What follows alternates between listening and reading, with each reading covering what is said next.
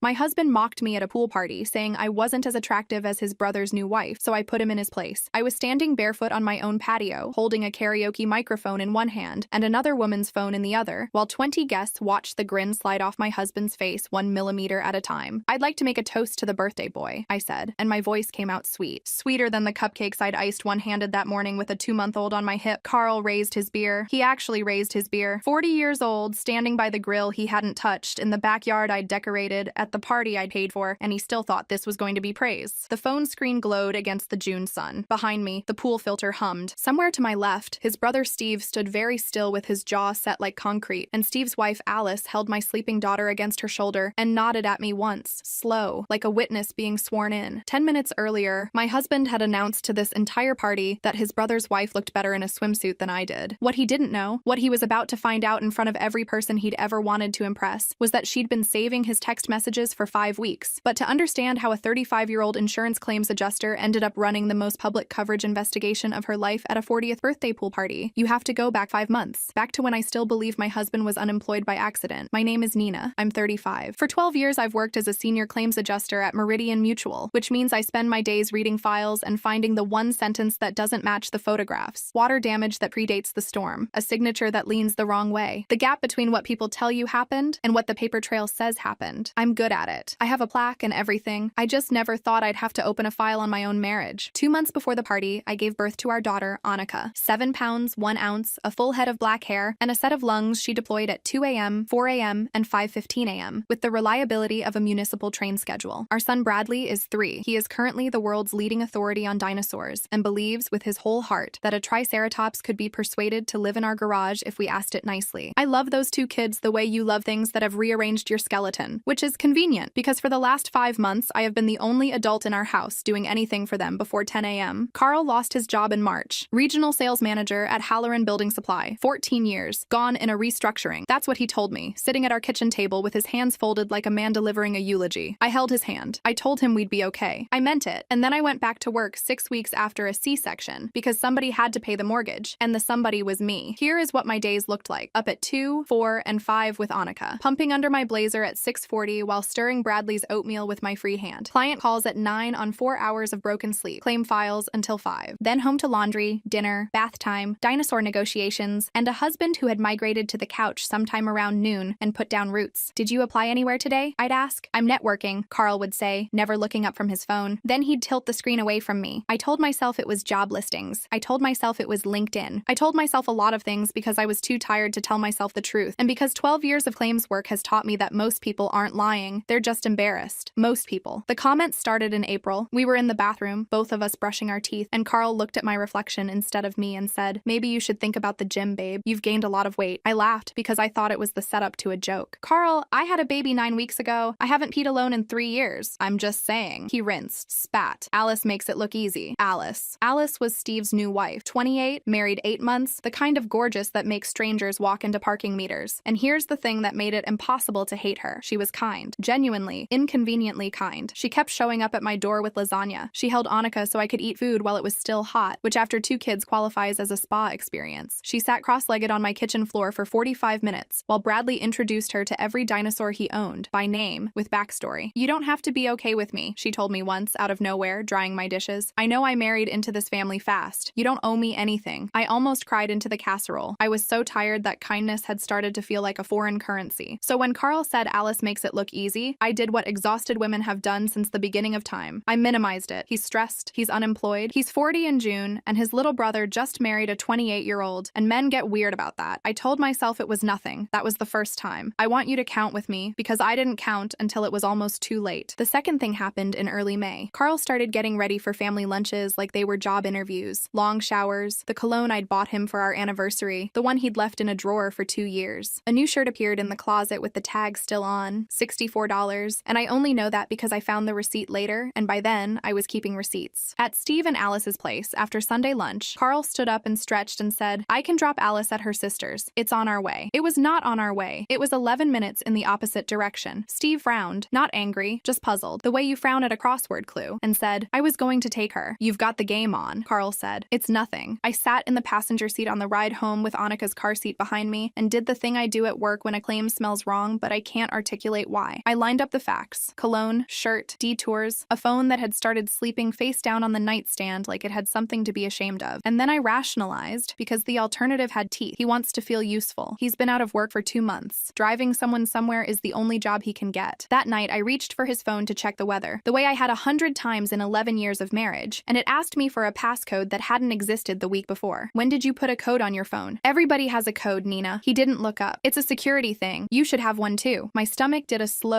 cold roll, like the first drop on a fairground ride. I noted the feeling. Then I filed it, the way I file everything, and I went to warm a bottle. The third thing was money, and money is my native language. Third week of May. I was pulling together documents for our health insurance. With Carl's coverage gone, the kids and I were on my plan, and I needed proof of his job loss for the enrollment paperwork. I asked him 3 times for the termination letter. He kept forgetting, so I did what any wife with a login does. I went into our filing cabinet and then into his email on the family iPad, which, unlike his phone, had never learned to keep secrets. The termination letter from Halloran Building Supply was there. It was dated January 9th, not March, January. My husband had been getting up, putting on a work shirt, and leaving the house for 2 months while I was pregnant, and I had no idea where he'd been going. He'd told me about the layoff on March 14th. I remember the date because it was 2 weeks before my due date, and I cried about the timing, and he'd let me comfort him. There was more. A second document from HR outlining his severance, $1,400 paid out in February. I checked our joint account with shaking hands. I went back through every deposit since Christmas. That money had never touched our marriage. I sat on the bathroom floor, the only room with a lock, while the shower ran for cover, and I felt my heartbeat in my ears. I did the math I'd been too tired to do. While I was pumping under my blazer and going back to work 6 weeks post-surgery because we were down to one income, my husband had $19,400 sitting somewhere with his name on it. I didn't confront him that night. I want to be honest about why, because it isn't flattering. I was afraid. Not of him. Carl has never been frightening, only disappointing, but of the size of it. When a claim comes across my desk with 1 inconsistency, it's usually a mistake. When it comes with 3, it's a pattern, and patterns have authors. Instead, I tested him. Casually, over dinner, I said, "The insurance paperwork needs your severance details. Was there anything, or did they just cut you loose?" Carl didn't blink. Couple grand. It went straight to the credit cards. I had the credit card statements in a folder upstairs. No large payments. Not in February, not ever. He lied to my face with mashed potatoes on his fork, and then he asked if there was more gravy. That was the night Nina the wife handed the file to Nina the adjuster. I started a folder. A real one. Manila. Hidden in a box of maternity clothes he would never open. Screenshots of the accounts. The termination letter. The severance summary. Dates. Amounts. Discrepancies. At work, we call it building the file. At home, it just felt like grief with a filing system. The fourth thing was the story. And the story was the part that almost broke me. First weekend of June, Sunday dinner at his mother's house. Diane is 71, sharp as a tack, and has loved me for 11 years. She was holding Annika, and out of nowhere, in the voice people use for condolences, she said, "You know, honey, marriage takes 2. Whatever's going on, I hope you're doing your part." My part? Carl says things have been hard since the baby. She patted my knee. That you've shut him out. Men need to feel wanted too, Nina. I sat there with my mouth open while my husband, 20 feet away, taught our son how to put into a plastic cup, playing Father of the Year for an audience. 3 days later, a text from Melissa, married to Carl's college roommate, Dominic. "Hey, this is awkward. Are you guys okay? Carl told Dom some stuff at poker, and I just want you to know I don't care what anyone says. You look great for having 2 under 4. What stuff?" I typed. The 3 dots appeared and disappeared for a full minute. Then, that you'd kind of let yourself go and stopped trying. That the marriage has basically been over for a while. I'm sorry. I'd want to know. The marriage has basically been over for a while. I stood in my kitchen and read that sentence maybe 30 times, and 12 years of professional instinct finally said it out loud. This is not a husband being cruel at random. This is groundwork. When someone plans to file a claim, they establish the damage in advance. He was going door to door through our entire social circle, pre-reporting the loss, building a record where the marriage failed slowly, sadly, no one's fault. Well, her fault, a little. She really did let herself go. So that whenever he walked, everyone would already have the story. He wasn't insulting me. He was drafting his exit narrative, and I was the depreciating asset. I confronted him that night. I had promised myself I'd wait, be strategic, but I'm a human being, and I'd been awake since 4. Why is your mother telling me marriage takes 2? Why is Melissa texting me that our marriage is basically over? Carl did something I will never forget. He sighed, the long-suffering sigh of a patient man, put down his phone screen side down, and said, "Nina, I think you should talk to someone. You've been paranoid ever since the baby. Everyone's noticed. That postpartum stuff can really mess with your head. Everyone's noticed." He'd even pre-filed that claim. The tired, unstable wife. If I got angry, it proved his point. If I cried, it proved his point. He had built a machine where every reaction I had was evidence for him. My hands didn't shake that time. That scared me more than the shaking would have. I just said, "Okay, Carl," and went upstairs. And I did 2 things. The first, I made an appointment with a therapist. Dr. Renata Okafor, licensed clinical psychologist, 15 years in practice, specializing in postpartum adjustment. Partly because I genuinely needed a place to set the weight down, and partly, I'll own on this because if my husband was going to tell the world I was unraveling, I wanted a licensed professional on record saying I wasn't. In our first session, Dr. Okafor listened to the whole thing. The letter, the money, the comments, the phone, took her glasses off and said, "Nina, exhaustion is not instability, and documenting a pattern is not paranoia. In my field, we'd call what you're describing a coherent response to gaslighting." I cried in her office for 10 straight minutes, and it was the most functional thing I'd done in weeks. The second thing, I called a lawyer, not to file, to understand. Marisol Vega, 19 years of family law, came recommended by a colleague in our subrogation department who described her as the calmest shark you'll ever meet. Marisol reviewed my folder across her desk for 20 minutes without speaking. Then she looked up and said, 2 pieces of advice. 1, do not confront him again. People who feel cornered move money, and he's already shown you he knows how. 2, keep doing exactly what you're doing. Dates, documents, screenshots, backed up somewhere he can't reach. If this ends where I think it's heading, the word you're going to hear a lot is dissipation. Dissipation of marital assets. Judges take it seriously. Paper wins cases, Nina. Feelings testify. Paper convicts. So I went home and I smiled at my husband and I kept his secrets for him while my folder got thicker. You want to know the loneliest feeling in the world? Lying next to someone who thinks he's getting away with it. And then Carl announced he was throwing himself a pool party for his 40th birthday. At our house. Set up by me. Paid for. I checked later. With $611 from our joint account. Spent by a man who had 19 grand hidden in another bank. Keep it simple, he said, and then invited 20 people. Saturday, June 20th. I was up at 5 with Annika anyway, so by noon I had iced 3 dozen cupcakes one-handed, hung the string lights, inflated a palm tree float with a foot pump while Bradley cheered, taped the happy 40th banner over the patio doors, and set out enough food for a small wedding. Carl slept until 9:30 and then supervised the placement of the beer coolers like a foreman. Guests arrived at noon. Steve and Alice came at 12:15. Alice took one look at me, the ponytail, the burp cloth on my shoulder, the 1,000-yard stare, lifted Annika out of my arms and said, "Go, eat a deviled egg in peace. That's an order." I remember thinking, whatever else is true, this woman has been good to me. I didn't know yet exactly how good. Around 2 o'clock, I went upstairs and put on the only swimsuit that still fit. Navy blue, one piece, older than my marriage. I stood in front of the mirror for a long minute and had the conversation every postpartum woman has with her reflection. The soft stomach, the new lines, the body that had been an around-the-clock cafeteria for 9 weeks. This body grew 2 humans, I told the mirror. That's enough. Then I held my head high and walked out to the patio. Carl was in the shallow end, holding a beer. He looked up at me, and he burst out laughing, loud, head back, in front of everyone. A couple of the guys chuckled along on reflex, the way men do before they even know what's funny. Steve's laugh lasted half a second, and then it stopped like a switch had been flipped, and he went pale. At the time, I thought he was embarrassed for me. I found out later he'd gone pale, because he was the only person at that party who knew exactly what he was looking at. "What's so funny?" I asked. My voice stayed level. 12 years of hostile claim interviews will give you that, if nothing else. Carl wiped his eyes, still grinning, and gestured at the pool with his beer, where Alice had been swimming laps with Bradley's floaty dinosaur. Sorry.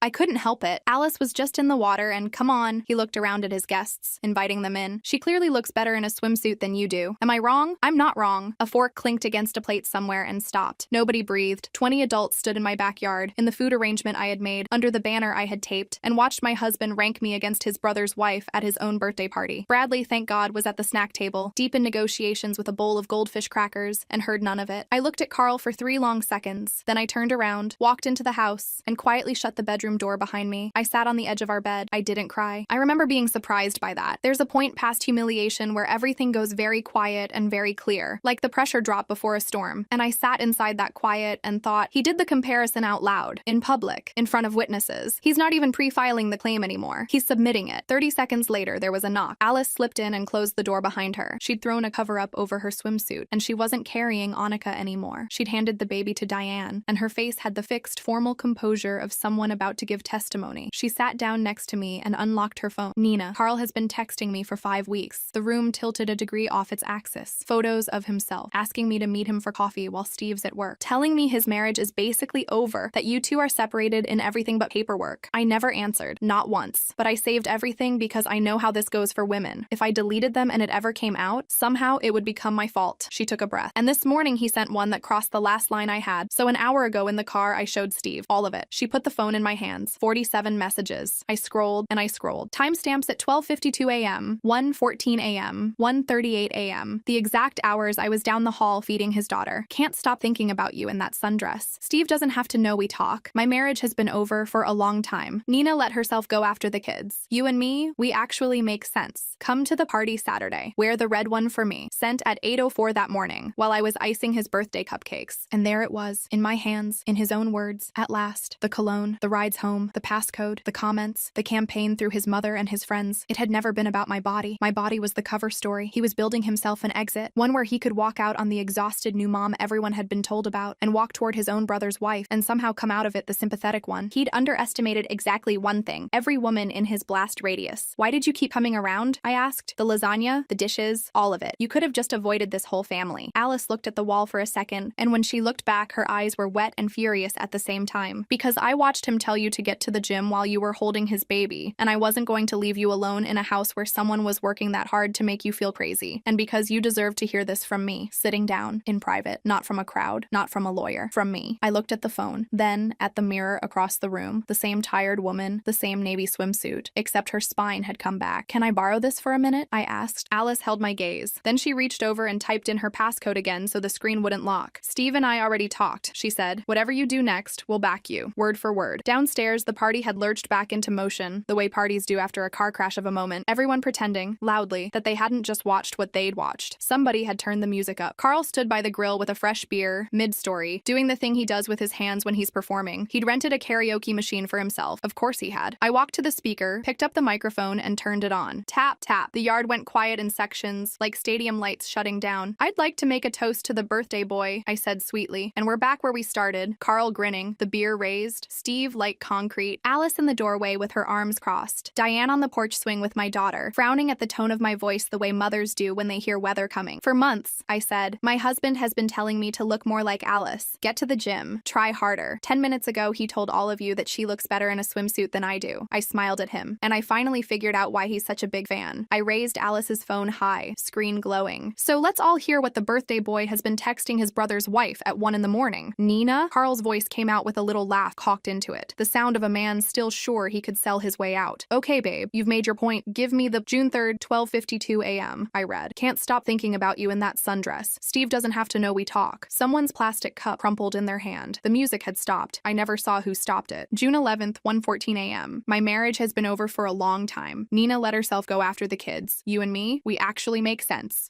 Those are out of context, Carl said, and his voice cracked on context, and 20 people watched it crack. This morning, 8:04 a.m., I looked up at him. Come to the party Saturday. Wear the red one for me. I lowered the phone. You sent that while I was icing your cupcakes, Carl. They're chocolate. I made them one-handed. He went for anger next, because anger was all that was left in the drawer. Alice was flirting with me for months. Ask her. I never answered one. Alice's voice from the doorway, calm as a court reporter. Not one, Carl. 47 messages. I saved every single word. I've seen all of them. Steve stepped forward, and his voice was low and terrible in the way only a little brother's can be. Everyone, Carl. An hour ago. I've been standing in this yard for an hour, deciding whether to let you have your birthday first. He looked at his brother like he was reading a stranger's mail. You laughed at her. That's what settled it. You stood in the pool and you laughed at her. You could hear the filter humming. You could hear ice shifting in the cooler. Carl looked around the yard for an ally and found 20 faces doing the math I'd been too tired to do for months, all of it landing at once. The mooching, the comments, the networking, his mother's talking points, Melissa's poker story. His social mask didn't slip so much as it dissolved, publicly, in the chlorinated light of the party he'd thrown for himself. Happy 40th, I said into the microphone. Cakes on the table. Then I set the mic down on the speaker, walked over to Diane, and lifted my daughter out of her arms. Diane's hands were trembling. She looked up at me and whispered, the things he told me. Nina, the things he told me. I squeezed her shoulder. That reckoning was hers to have with her son, and by the look on her face, it was going to be biblical. The guests evaporated inside of 15 minutes. Nobody took cake. I wish I could tell you the story ended there, at the perfect cinematic peak, but real life doesn't respect act breaks. Real life has paperwork, and Carl, it turned out, had one more move. Sunday night, 11:40 p.m., my phone buzzed with a bank alert. A transfer out of our joint checking. $4,300, everything above the minimum balance. Moved to an account ending in digits I didn't recognize. Carl had left Saturday night with a duffel bag to stay at a buddy's, and his first act as a publicly humiliated man was to grab the grocery money on his way down. Monday, 8:02 a.m., I was in Marisol Vega's office with my folder, Alice's screenshots. She'd sent me the complete set, time-stamped, that same night, and a diaper bag. Marisol flipped through it all, and the calm shark actually smiled. Okay, she said, here's your week. We're filing today, divorce petition, plus a motion for temporary orders, exclusive use of the house, a status quo order on all accounts, temporary support, and a parenting schedule. The transfer he made last night, best gift he could have given us. Combined with $19,000 in concealed severance, that's a documented pattern of dissipation before a judge who has seen this exact movie 100 times. She tapped the folder. I need declarations by Wednesday, 5 p.m. Yours, Alice's, Steve's if he's willing. He's willing, I said. They both are. One more thing. She looked at me over her glasses. He's going to say you're unstable. Postpartum. It's the oldest page in the playbook. book and he's already been distributing it. Do not respond to it in text, on the phone, or in person. Let it come into court, where it has to survive contact with evidence. She was right. Wednesday morning, Carl's response landed. Written by a lawyer he was presumably paying with my grocery money. Nina had been erratic and emotionally volatile since the birth. The party incident was a public outburst, demonstrating instability, and he had concerns about the children in my care. Reading it, my hands finally shook, not from fear, from the sheer nerve. This man had watched me keep his children alive on 4 hours of sleep, while he hid 19 grand and texted his brother's wife, and his opening move was concerns. That week nearly broke me anyway, and I want to be honest about that too, because the movies skip this part. Annika chose those exact days to fight sleep like it owed her money. Bradley, who understood only that Daddy was at a work trip, started asking questions at bedtime that took the air out of my chest. I had a claim review at work I could not miss. Declarations due Wednesday, a hearing Friday, and a body still assembling itself after surgery. Thursday at 2 a.m., feeding the baby in the dark, I reached the wall. The invisible one, where you sit in the glider and think, I cannot actually do all of this, and the dark agrees with you. At 2 a.m., I texted Dr. Okafor's office portal, expecting nothing. At 7:05 a.m., she called me herself. You're not failing, she said. You're carrying a 3-person load through a legal crisis on no sleep. Here's what we're going to do about the next 72 hours. And she laid it out like a flight checklist. Who to call, what to drop, what could burn. My mother drove in from Bakersfield that afternoon. Alice took Bradley to the Natural History Museum Friday morning so he'd spend hearing day with dinosaurs instead of tension. It turns out the opposite of a man who lets you drown is not a man who saves you. It's a list of people who show up with casseroles and checklists and their own 2 hands. Friday, Family Court, Department 6, Judge Elaine Kaplan presiding. 22 years on the bench, a reputation for being unimpressed by everyone equally. Carl's lawyer went first and performed the concerns. Erratic, volatile, the public outburst at the party. Then Marisol stood up, and it was like watching someone deal cards face up. Exhibit A, the termination letter, dated January 9th. Exhibit B, the severance summary, $1,900, February, deposited to an undisclosed individual account. Exhibit C, the joint account records showing none of it arriving. Exhibit D, the Sunday night transfer, $4,300, 11:40 p.m., the day after the party. Exhibit E, 47 text messages to Alice, authenticated by her sworn declaration, with timestamps overnight while the volatile wife was feeding his infant daughter. Exhibits F and G, declarations from Steve and from Dr. Ed Okafor, who wrote in a sentence I intend to have framed that I presented as an exhausted, high-functioning primary caregiver exhibiting an appropriate response to sustained deception. Then Marisol's forensic accountant, Priya Ramachandran, CPA, certified in financial forensics, 14 years tracing exactly this kind of thing, walked the court through where the severance had gone. Gym membership, February onward, Iron and Oak Fitness, $89 a month, a wardrobe refresh, restaurant charges on days I could cross-reference with networking, and the one that made the courtroom go still, $20,150 on May 28th, a security deposit on a 1-bedroom apartment at the Wexford. He'd rented his exit 3 weeks before the party. While telling the world our marriage had died of natural causes, he'd already staged the getaway car. Judge Kaplan took off her glasses. She looked at Carl's attorney for a long moment. Counsel, she said, your client concealed his termination for 2 months, concealed a $19,000 severance, moved marital funds the night after a domestic dispute, and secured separate housing while representing to family members that his wife's mental state was the marriage's central problem. Meanwhile, the record before me shows Miss. She checked the file. Shows Nina returned to full-time employment 6 weeks post-surgery and has been the children's primary caretaker throughout. If there is instability in this family, the documents suggest it is not hers. Temporary orders granted across the board. Exclusive use of the house. Accounts frozen. The $4,300 to be restored within 10 days. Temporary support obligations that gave Carl, at last, an incentive to find a job. A standard parenting schedule. Alternating weekends, Wednesday dinners, because the kids love their father and the court's job, as Judge Kaplan put it, is to protect children, not to award them as damages. I didn't want Carl destroyed. I want to be clear about that, because the internet loves a flamethrower ending and I don't have one. I wanted the truth on the record and my kids safe and my grocery money back. I got all 3. That's what winning actually looks like. Quieter than you'd think, with a court date for a follow-up. The divorce finalized 7 months later. The dissipation claim meant the concealed severance and the drained checking came off Carl's side of the ledger in the settlement. Every hidden dollar accounted for and repaid in equity. I kept the house. He kept the 1-bedroom at the Wexford, which I consider the most poetic security deposit ever paid. The rest of the consequences, no judge ordered. Steve didn't speak to his brother for months, and when he finally did, at Diane's kitchen table, it was on terms Steve set. Diane apologized to me on my own porch, with her hands wrapped around a coffee mug. And then, I heard about this later from Steve, she retracted every talking point Carl had planted. Personally, phone call by phone call, to every relative and friend she'd repeated them to. 71 years old, undoing her son's whisper campaign, one apology at a time. The poker friends know. Melissa made sure. Nobody threw Carl a 41st. And Alice. People ask about Alice, whether it stayed weird. It didn't stay weird. She still shows up at my door with lasagna, except now she comes in without knocking, and she is contractually obligated by an agreement Bradley drafted verbally and enforces rigorously to greet the Triceratops first. 1 year later, almost exactly. A Saturday in June, I threw a party at our house. Not for a birthday. Annika had just taken her first stumbling laps around the living room, and Bradley had graduated preschool with a diploma he shows to strangers, and it seemed like the kind of summer that deserved cupcakes. I iced them with 2 hands this time. Annika supervised from her high chair with the gravity of a health inspector. 20 people came. My mother, Melissa, and Dominic. Steve, who manned the grill without being asked. Alice, who spent 40 minutes in the pool being chased by a 3-year-old and a floaty dinosaur. Around 2 o'clock, I went upstairs and put on a swimsuit. New one. Red, as it happens. I bought it myself for myself, and if there's a message encoded in the color, that's between me and the mirror. I stood in front of that mirror for a minute, same as last time. Softer stomach, new lines, the body that grew 2 humans and then carried all 3 of us through the year that followed. That's enough, I told my reflection. That was always enough. Then I walked out to my patio, into my party, past my banner, congrats Bradley in his favorite green, and nobody laughed, and nobody compared me to anyone, and my daughter shrieked with joy at the sight of me, which is, for the record, the only review of my body I accept these days. Carl spent months telling anyone who'd listen that Alice made it look easy. He lived in my house for 11 years and never once noticed the woman who made everything work. Now he gets to notice from a 1-bedroom apartment every other weekend, and Wednesdays for dinner.